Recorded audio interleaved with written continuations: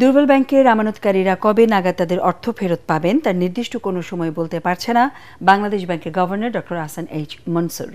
এক ব্রিফিংয়ে তিনি জানান, সবগুলো আর্থিক প্রতিষ্ঠান না টিকলেও আমানতকারীদের টাকা সুরক্ষিত থাকবে।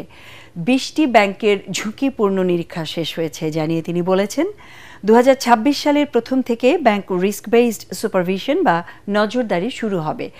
এবছর মূল্যস্ফীতির 8% মধ্যে আসবে কিনা এ নিয়েও সংশয় প্রকাশ করেন গভর্নর।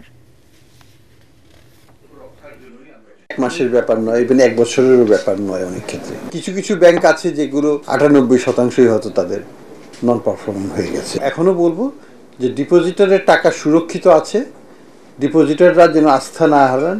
আমাদেরকে একটু সময় দেন, আমরা ধাপে ধাপে এই সমাধানগুলো করব। একই সাথে আমরা যেটা এগুলো আর্থিক প্রতিষ্ঠানগুলোকেও আছে, আমরা তাদেরকে শোকজ নোটিশ পাঠিয়েছি, বলেছি যে কেন তাদেরকে বন্ধ করে দেওয়া হবে না, কিভাবে এই আর্থিক প্রতিষ্ঠানগুলোকেও সুসংগঠিত করা যায়। সবগুলো প্রতিষ্ঠান হয়তো টিকবে না, কিন্তু আমানতকারীদের স্বার্থ কিভাবে রক্ষা করা যায়, যদিও তারা ইনশিওরড না, তবুও সরকার হয়তো রাজনৈতিকভাবে সেটা কিছু করবেন।